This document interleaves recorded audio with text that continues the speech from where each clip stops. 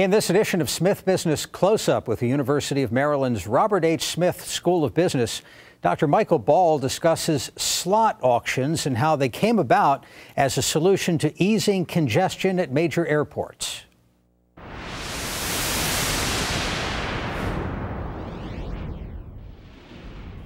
Dr. Ball, thanks for being with us. To start with, could you just explain the problem that the concept of slot auctions is designed to address?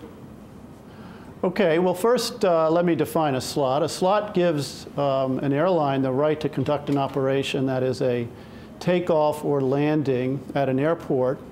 Slot auction is just an auction to sell slots. Now, where slot auctions come from and how they address the problem is a little complicated.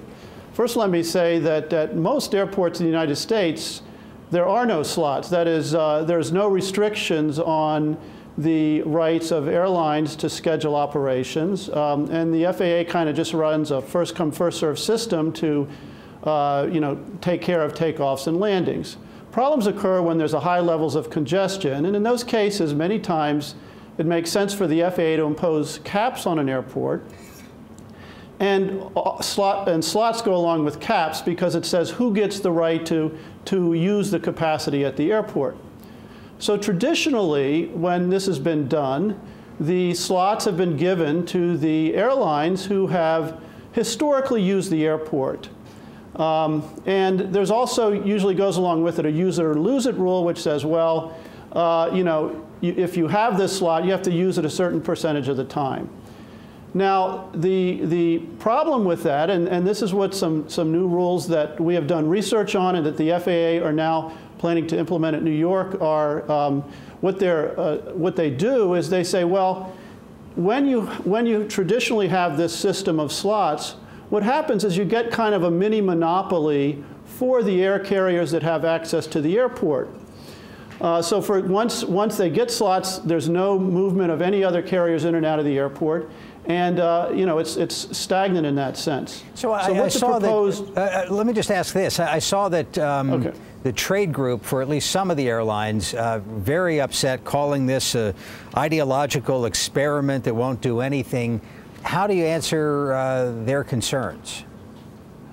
Well, I'll answer their concerns by saying that this can be very good for the consumers. So the trade groups are typically for these larger airlines who have access to the airports, and they're very comfortable in their situation. So, for example, at LaGuardia, the purpose of the auction, we take a very small percentage of the slots away from the existing carriers.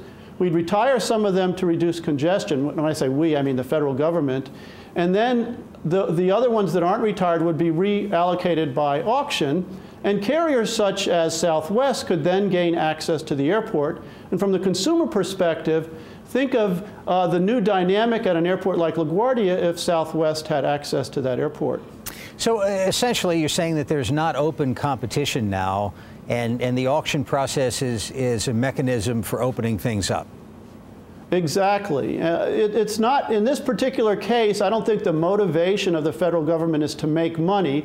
The motivation is to say, let's find a way to fairly reallocate these slots at the airport in a way that gives them to the airlines that can make the best use of them. In just a couple of seconds, we've talked about New York. Does this apply to any airports closer to Maryland?